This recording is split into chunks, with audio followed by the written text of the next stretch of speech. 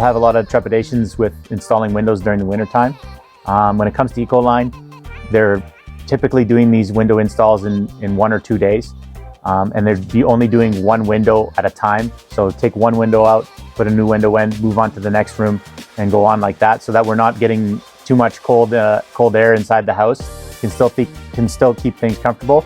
The main point of doing the winter installation of the windows is that you're going to see the results right away.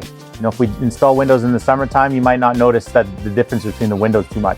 If we're doing it on a cold day, you know, that night you're going to be instantly comfortable. You're going to realize the difference that's happened with the new windows being installed. Other companies, you know, if they're going to be at your house for a week and they're going to having to do a lot more extensive repairs, it's not something you want to do when it's really cold out. But with Ecoline, if they can go from window to window, you know, and every 20 minutes they're changing out a window, why wouldn't you do that? You're going to see the results right away.